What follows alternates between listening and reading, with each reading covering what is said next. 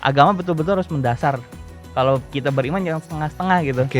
Yang ada nanti malahan ketika mentafsirkannya salah gitu kan. Harus betul-betul kita memahami ajaran agama itu mendalam gitu kan. Bahwa teman-teman dari Konghucu dan agama Konghucu pun itu sangat cinta damai, menerima perbedaan. Ya. Karena orang Kristen itu sejatinya sebetulnya dia berbuat baik kepada sama manusia. Dia bukan karena mau selamat, enggak. Karena dia sudah diselamatkan oleh Tuhan. Fokuslah agama untuk menjadikan suatu moral itu berkembang, untuk melatih moral itu berkembang sehingga kita mempunyai value sebagai manusia yang berkualitas di dalam kehidupan ini. Kalau keluarga yang bahagia itu menanamkan nilai-nilai keagamaan yang tinggi, dia akan bagus di masyarakat. Jangan pernah bilang kita mengasihi Tuhan yang bahkan tidak kelihatan jika kita tidak mengasihi sesama kita yang jelas-jelas kelihatan di depan mata kita.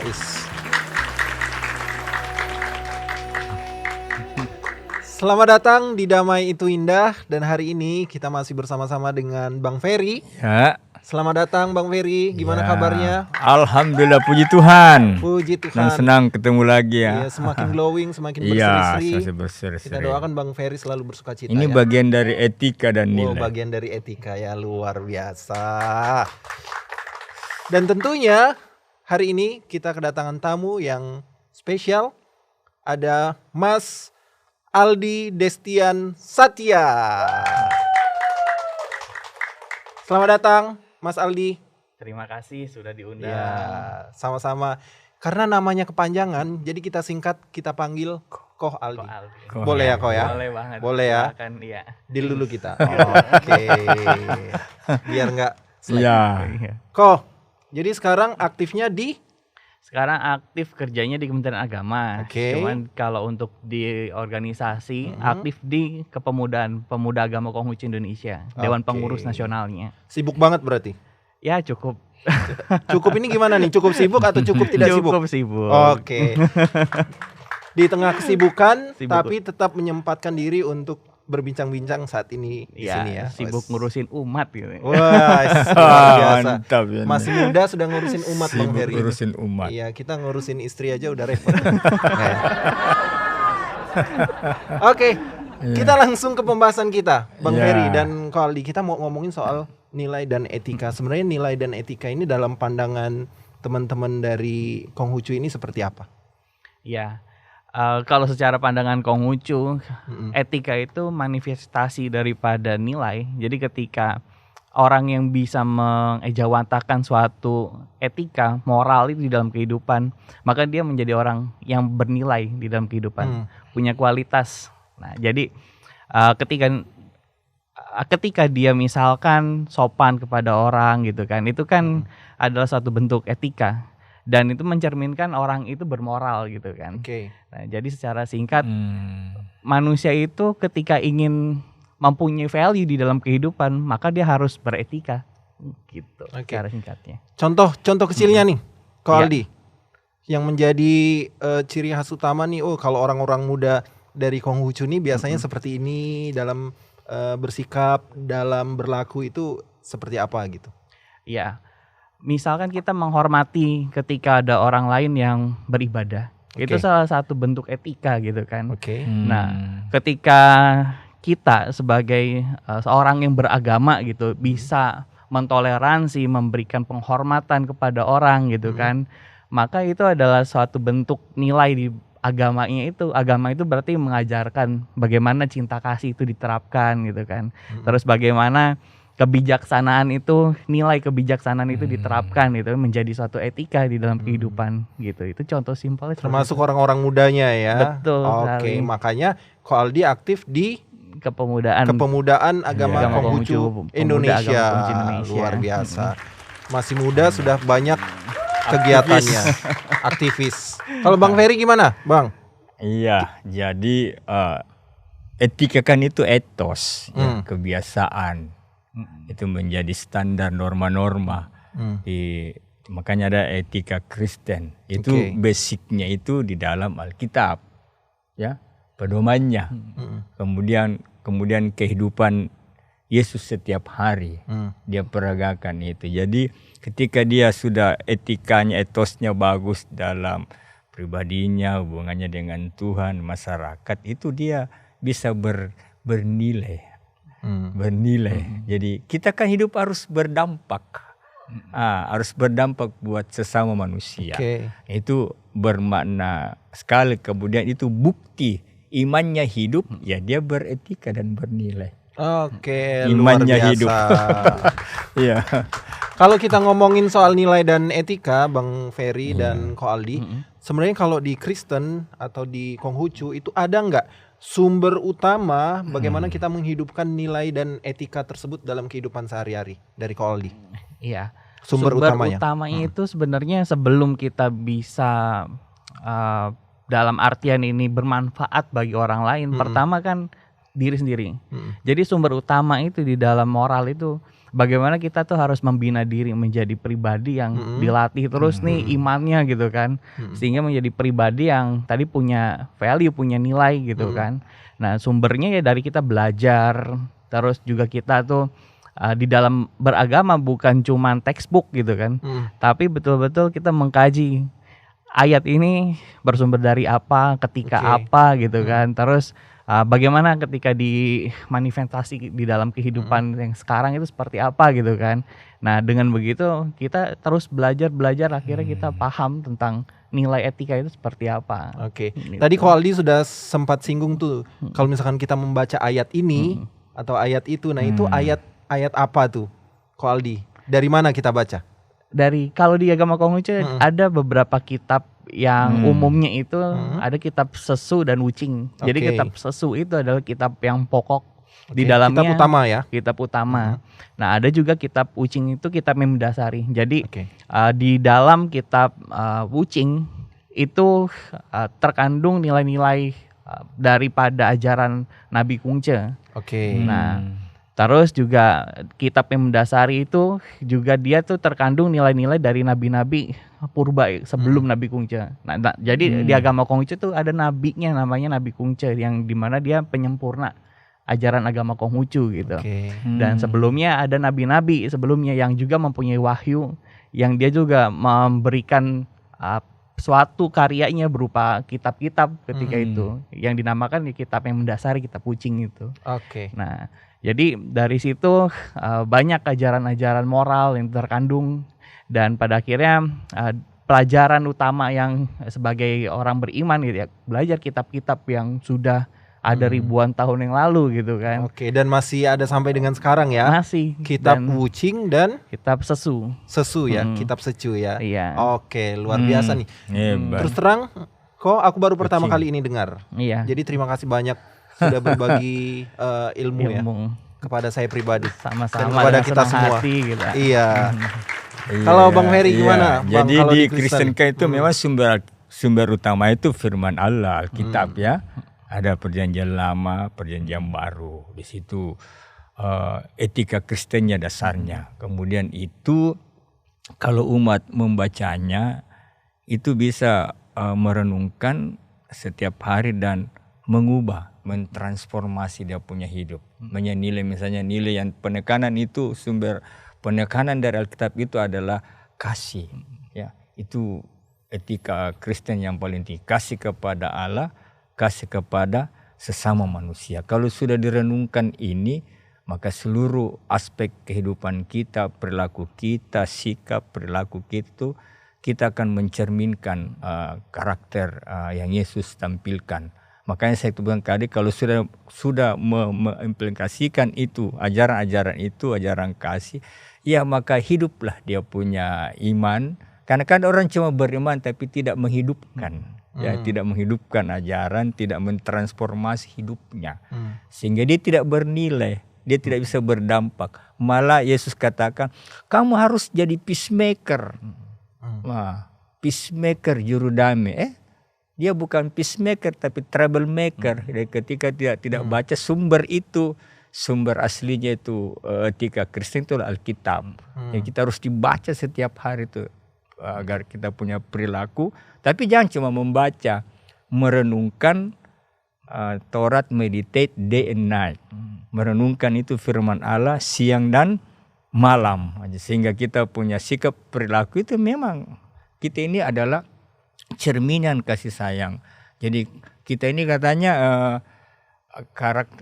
karakter fotokopi karakter Yesus yang kita tahu semua agama pun mengakui karakter Yesus bagaimana penuh kasih sayang, bahkan dia mencintai yang tidak pantas dicintai. Ya, itu karakter itu yang paling bagus.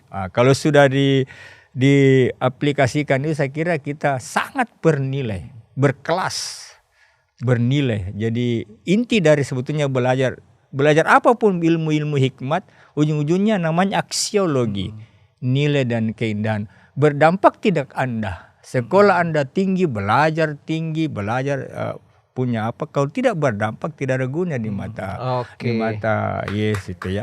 Jadi, thank you. Jadi hidup kita itu harus berdampak dan memiliki nilai untuk orang lain. Wah, luar biasa ya. Kita udah langsung ngebut seperti motor sedang balapan di motor GP. Ada Bang Ferry tahu nggak Valentino Rossi? Iya tahu. Tahu ya. Kalau Aldi udah nggak tahu lagi ya? Udah dong. Saya udah pensiun kan. Iya udah pensiun. Iya. 46 deh. 46 betul. Betul kan. Kenapa kita jadi ngomongin Valentino Rossi? Oke, Bang Ferry, Aldi. Kalau kita ngomong soal nilai dan etika tadi, kita sudah bahas nih ada sumber-sumbernya dalam agama Konghucu, dalam agama Kristen ada sumber-sumbernya. Nah, pertanyaannya sekarang dalam dunia nyata nih, secara praktikal itu bisa nggak nilai-nilai tersebut menjadi dasar bagi seseorang untuk melakukan kebaikan bagi orang lain?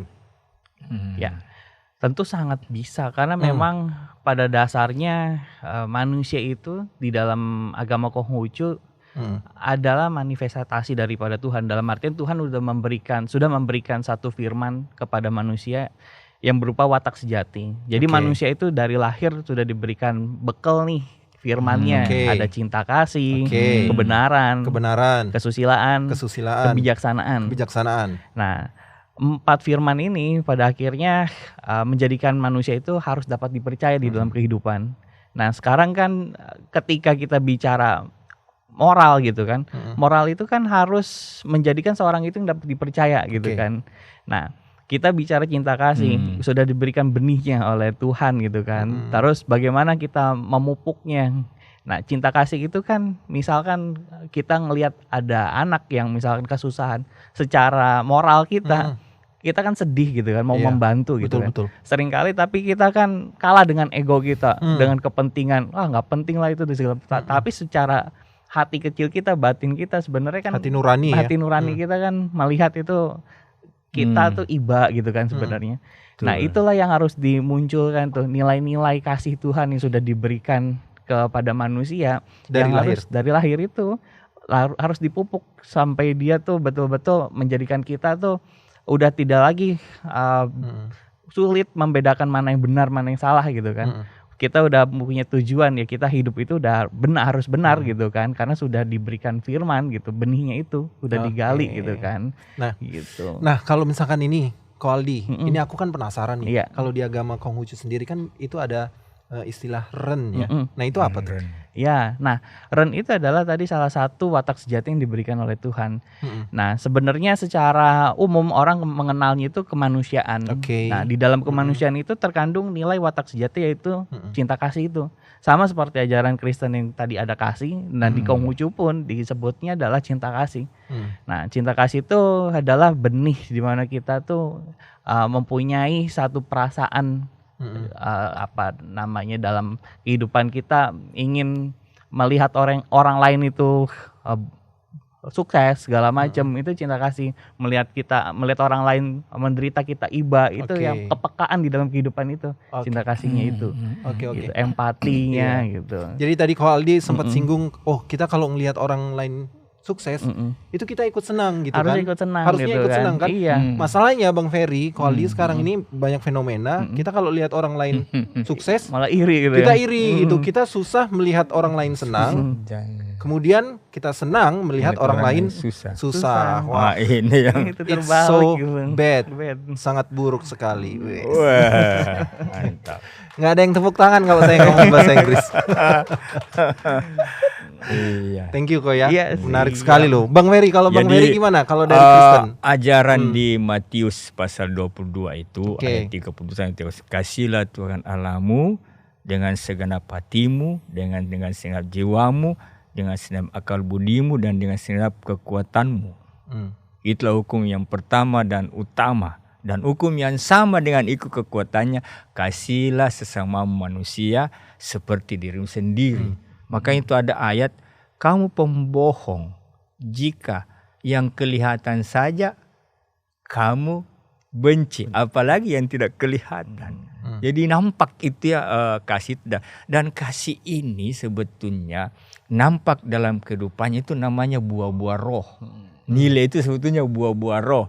Itu panjang sabar, semangat, dan banyak yang nilai-nilai yang kadang-kadang bertentangan dengan keduniawian ini. Nah inilah yang kalau diterapkan semua ini buah-buah roh, maka dia sebetulnya orang yang lahir itu murid-murid Yesus itu dulu ya, murid Yesus yang bersaudara itu Yohanes dan Yakobus itu suka berkelahi. Sudah dekat, tapi setelah dia menghayati buah-buah roh pada dirinya, mereka baku sayang. Sehingga itulah ayatnya tadi, itu pembohong manusia. Katanya dia kasih Tuhan, padahal dia benci manusia. Bagaimana bisa kamu disebut mengasihi Tuhan? Yang kelihatan saja kamu membenci apa yang itu dalam sekali loh. Makanya saya katakan tadi, iman yang hidup. Jadi karena dia sudah menghidupkan itu imannya kepada Yesus, dia otomatis implementasinya pada sama manusia itu bahwa itu ada. Dia tidak balas lagi kejahatan dengan kejahatan. Kalau dia membantu orang, guna apa saya bantu orang kalau dia sudah bantu saya? Pasti saya bantu. Coba kalau kau bantu orang yang jahat pada kamu, itu nilai yang tertinggi. Luar biasa. Jadi ada satu poin penting yang saya tangkap tadi dari apa yang disampaikan oleh Bang Ferry. Jangan pernah bilang kita mengasihi Tuhan yang bahkan tidak kelihatan jika kita tidak mengasihi sesama kita yang jelas-jelas kelihatan di depan mata kita. Luar biasa sekali. Luar biasa. Buat saya nilai nggak boleh ya. Kita tidak boleh mengambil kredit untuk diri sendiri. Oke. Ko Aldi dan Bang Ferry, kalau kita berbicara soal nilai dan etika, kemudian kita ngomongin soal kasih, cinta, kemudian kita akan ujungnya itu akan soal harmoni, ngomongin soal harmoni dalam kehidupan kita. Nah, pertanyaannya, saya penasaran nih. Saya kan awam nih dengan teman-teman dari Konghucu, dengan agama Konghucu. Kira-kira kalau misalkan saya yang bukan dari Konghucu, kira-kira aman nggak hidup di dekat atau di lingkungan teman-teman yang Konghucu? Ya, aman, karena nilai harmoni ini kan adalah nilai keseimbangan. Kalau di dalam Konghucu itu bisa dibilang cung atau tengah gitu kan. Dimana memang nggak ada lagi keekstriman di dalam beragama. Ekstrim dalam artian tuh berlebihan ya, fanatiknya. Tapi kadang kan kita di dalam agama harus radikal dalam artian tuh agama betul-betul harus mendasar. Kalau kita beriman jangan setengah-setengah gitu. Yang ada nanti malahan ketika mentafsirkannya salah gitu kan. Harus betul-betul kita memahami ajaran agama itu mendalam gitu kan. Maka radikal sebenarnya itu katanya gitu kan. Nah, namun jangan kita membawa agama itu karena keekstriman dalam misalkan bertindak kekerasan dan segala macam karena demi agama. Nah, itu kan yang agak keliru ketika agama dijadikan suatu dasar untuk menjadikan suatu kekerasan gitu kan. Nah, maka ketika dikatakan harmoni, maka harus ada keseimbangan, kita saling bisa menerima perbedaan gitu kan. Perbedaan itu kan adalah suatu anugerah yang sebenarnya Tuhan itu kenapa dia punya kuasa tapi bisa mendesain kehidupan itu berbeda gitu kan. Karena kan untuk menjaga harmoninya itu gitu, bisa saling melengkapi gitu kan. Perbedaan-perbedaan ini kan dasarnya adalah untuk menjadikan suatu harmoni. Kayak misalkan kita ambillah nada gitu kan. Nada ketika dikatakan do semua gitu, nggak ada harmoninya, nggak enak gitu kan. Betul. Maka dijadikan perbedaan-perbedaan itu sehingga menciptakan suatu harmoni gitu kan. Maka ketika kita bisa berdampingan agama apapun itu, maka itu bisa menjadi satu keharmonisan di dalam kehidupan ini. Gitu. Jadi clear ya Ko Aldi. Jadi bahwa teman-teman dari Konghucu dan agama Konghucu pun itu sangat cinta damai, menerima perbedaan. Cinta damai, peace, love, and enggak. Orang lama banget tuh. Kalau Bang Ferry gimana Bang? Iya. Jadi aman nggak tinggal di dekat rumahnya Bang Ferry sebagai orang Kristen? Jadi kalau itu orang Kristen beneran, ya. Berarti ada yang nggak benar? Iya, ada yang nggak benar. Kita harus akui itu, Pak ya, di tengah, karena ada yang tidak menghidupkan imannya. Jadi makanya dia bilang iman yang hidup. Karena orang Kristen itu sejatinya sebetulnya dia berbuat baik kepada sama manusia, dia bukan karena mau selamat, enggak. Karena dia sudah diselamatkan oleh Tuhan. Nah, itu kan poinnya. Jadi perbuatan baik itu memang satu keharusan. Menolong sesama. Makanya itu kasihlah sama manusia itu sama manusia itu tetangga sebetulnya ya di bahasa aslinya. Jadi kapan tetangga saya datang atau seperti saya ya, saya mencintai semuanya orang, baik yang pola pikirnya agak radikal atau konservatif, ortodoks dan liberal, saya tetap aman di antara mereka karena nilai-nilai Kristen ini saya bawa. Yang buah-buah roh ini ya. Jadi aman. Malah kalau ke rumah aman. Malah saya punya rumah singgah di bukti saya mencintai sesama umat semua. Kami punya rumah singgah itu kadang-kadang ada yang ekstrim pakaiannya. Pak Ferry jangan hancur kita punya rumah singgah. Enggak. Namanya rumah singgah, siapapun dia mampir. Akhirnya orang-orang yang itu kita bisa ubah. Jadi dia justru merasa kita mensugestif orang, mempengaruhi orang dari yang sedikit ini kita akan tuntun orang kaya. Jadi bukan saja aman tapi kita bisa mempengaruhi orang supaya menghargailah, terimalah perbedaan. Karena dunia ini sebetulnya keniscayaan, perbedaan keniscayaan. Dan di Alkitab mencatat orang masuk surga itu di kitab Wahyu 7 semua suku, bangsa, bahasa dan kaum. Amin. Dan kita mesti harus terima itu ya. Amin. Sudah disediakan surga. Dan yang pasti aman ya. Aman. Jadi tetangganya Ko Aldi aman. Ya. Aman. Jadi tetangganya Bang Ferry aman. Dan semuanya kita bisa hidup nyaman. Tapi kita belum berakhir sampai di sini. Masih ada hal yang mau kita bahas. Kalau kita ngomongin soal nilai dan etika, itu kan banyak ya Ko Aldi. Itu bisa kita mulai, bisa dari sekolah, bisa dari pendidikan, bisa dari rumah tangga, bahkan dari tempat ibadah.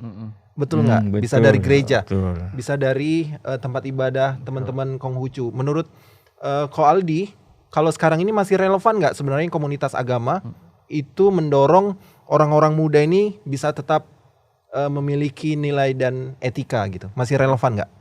Iya, masih, karena satu sisi lingkungan itu adalah satu faktor yang nggak bisa dilakukan. Kita manusia itu kan diciptakan juga sebagai makhluk sosial gitu kan, sehingga yang namanya kita berkomunikasi, beradaptasi itu pasti adanya di lingkungan gitu. Jadi lingkungan juga akan menggiring kita ke ranah kepribadian seperti apa gitu. Maka kadang kita harus menciptakan satu lingkungan yang positif gitu kan. Nah, maka di samping itu untuk tadi etika, ketika kita berada di lingkungan yang bisa menjadikan kita berkembang gitu kan, maka itu sangat relevan untuk bagaimana kita mengimplementasikan satu ajaran agama gitu kan. Nah, kalaupun misalkan kita berada di lingkungan yang tidak kondusif gitu kan, nah itu juga suatu challenge untuk kita bagaimana kita menjaga diri gitu kan, untuk tidak terbawa arus di dalam pergaulan itu. Nah, tapi kan idealnya ketika kita tahu pergaulan di dalam lingkungan itu tidak bagus, maka kita jangan sampai terlarut di dalam pergaulan itu. Maka lingkungan terdekat kita itu sangat berpengaruh dengan perkembangan kita. Bagaimana kita bisa menjadi bijak kalau lingkungan kita dipenuhi hal-hal negatif kan, seperti itu. Kalau peran agama? peran agama di dalam terhadap orang muda ya. Terhadap orang muda. Jadi agama itu sendiri adalah, kalau di agama Konghucu adalah suatu bimbingan untuk bagaimana kita bisa menempuh jalan suci dianggapnya. Gitu. Jadi ketika kita beragama, maka kita seharusnya tuh belajar bagaimana kita bisa mengendalikan hawa nafsu diri, kepribadian yang pada dasarnya ya manusia itu kan mempunyai hawa nafsu gitu kan. Nah, jangan sampai hawa nafsu itu mengendalikan kita yang harus mengendalikan hawa nafsu gitu kan. Nah, ajaran agama kan menggiring gitu ke kaum muda kan, yang dimana dia tuh masih energik, pengen mencoba hal baru segala macam. Nah, hal itu kan harus ada batasnya tuh, jangan sampai berlebihan yang pada akhirnya merugikan diri sendiri. Seringkali kan anak muda itu suka berlebihan gitu kan di dalam bergaulnya gitu. Impulsif kadang-kadang. Impulsif, iya. Iya. Dan gitu. Itu peran agama ya kok ya? Peran agama. Aku penasaran kok. Aku awam nih. Tempat ibadahnya agama Konghucu. Iya. Itu namanya? Agama Konghucu beribadah, kalau kita kenal Kelenteng itu salah satu tempat ibadah agama Konghucu, dan sekarang pun ada perkembangan di mana ada aula untuk peribadahan Konghucu yang disebutnya Litang. Jadi ada beberapa nama tempat ibadah agama Konghucu, Kelenteng, Litang, Miao atau Bio. Nah, itu adalah tempat ibadah agama Konghucu. Ada hari khususnya nggak? Hari khusus untuk beribadah gitu. Jadi itu sebenarnya beribadah bisa setiap hari, tapi biasanya kalau kita sudah diatur seminggu sekali itu ada kebaktian, sesi kebaktian. Oh gitu. Ya, ada sesi kebaktiannya juga ya. Itu hari apa? Itu biasanya di hari Minggu umumnya ya. Tapi terkadang ada tempat ibadah yang dia tuh menyesuaikan dengan umat. Misalkan umatnya rata-rata bisanya di hari Sabtu. Nah, seringkali diadakan juga ya. Sabtu. Berapa jam satu kali sesi itu? Satu kali sesi umumnya ya kurang lebih 2 jam. 2 jam. Ya. Karena memang ada beberapa tata ibadah, misalkan berdoa terus nanti akan ada lagu-lagu, nyanyi-nyanyi. Oh, ada nyanyinya gitu, juga. Kalau di kebaktian seperti itu. Hanya saja kalau di sembahyang biasa gitu kan, itu langsung kita tuh berdoa kepada altar gitu kan, kepada Tuhan, kepada Sening, nabi-nabinya ataupun dewa-dewanya seperti itu. Terima kasih banyak loh. Iya. Kok ini aku baru tahu soalnya, makanya aku tanya-tanya sampai mendalam, udah kayak ini ya, kayak interview ya. Hal yang baru itu semakin mengasihkan gitu kan. Iya. Kan ada peribahasa kalau tidak kenal tidak sayang. Tidak sayang. Iya. Kalau nggak usah dilanjut. Bang Ferry, gimana Bang? Peran gereja, peran keluarga. Jadi untuk sebetulnya startingnya itu sebetulnya peran agama itu sebetulnya di keluarga ya. Itu ditanamkan pertama. Nilai-nilai etika saya tadi singgung itu hidden kurikulum yang tidak diajarkan tapi itu harus diimplementasikan di keluarga. Etika, sopan santun, moral. Sehingga dia nanti terbawa di masyarakat. Jadi kalau keluarga yang bahagia itu menanamkan nilai-nilai keagamaan yang tinggi, dia akan bagus di masyarakat, berbangsa dan bernegara. Ya, sebetulnya begitu. Jadi peran agama sebetulnya ini gereja. Sebetulnya itu gereja itu tiga fungsinya ya. Ada namanya koinonia. Koinonia itu hubungan yang bagus dengan Tuhan dan hubungan dengan sesama, saling mencintai. Setelah itu dia ada diakonia. Diakonia itu servis pelayanan. Sehingga ibadah kan sebetulnya itu kita bekerja pun ibadah sebetulnya. Karena kita menjadi berkat buat sesama. Itu sebetulnya bekerja itu ibadah. Setelah itu kita ada hasil harus servis melayani orang. Itu sebetulnya inti ibadah. Bukan ya kadang-kadang sih agama agak konflik dengan sistem liturgi kan, seperti zaman Yesus kan berlawanan dengan sistem keagamaan. Sehingga Yesus, kamu beragama tapi kacau. Agama sebetulnya tidak, agama kacau. Jadi agama tidak kacau. Loh kenapa hidupnya enggak beres? Jadi supaya enggak kacau pola pikirnya, enggak kacau sikapnya, behaviornya enggak kacau. Itulah agama yang sejati. Jadi ya. Jadi Bang, kalau misalkan Abang boleh menyampaikan pesan kepada orang-orang muda nih, teman-teman orang muda, gimana caranya nilai dan etika kita itu bisa baik dan boleh berdampak bagi orang lain? Silakan Bang. Iya. Bang. Jadi yang baik itu hubungan pribadi kita dengan Tuhan setiap hari ya. Kemudian hubungan dengan sesama manusia setiap hari itu harus baik. Dan berusahalah untuk menolong sesama, memperagakan nilai-nilai. ke semua orang. Karena nanti ya di era-era terakhir ini anak muda, dengar baik-baik, anak generasi Z, generasi Alpha, dan cucu saya ini generasi Beta, lahir 2025. Anda akan diperhadapkan pada kemajemukan, pluralisme, multi.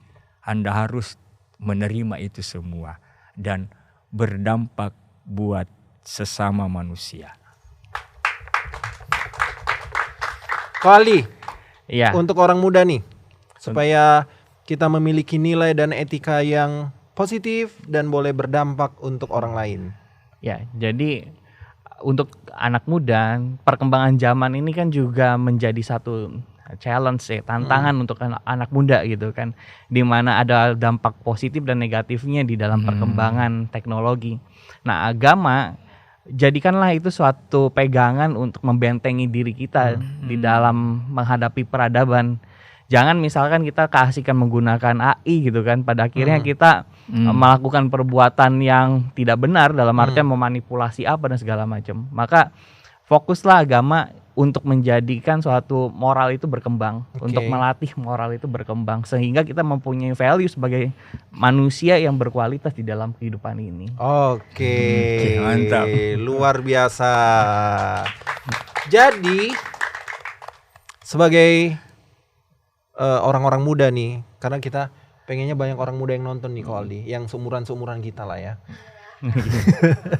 Banyak orang muda supaya memiliki nilai dan etika yang baik sehingga boleh menjadi berkat untuk orang lain, berdampak untuk orang lain, sehingga membuat kita menjadi aman dan nyaman hidup dalam perbedaan. Salam damai itu indah.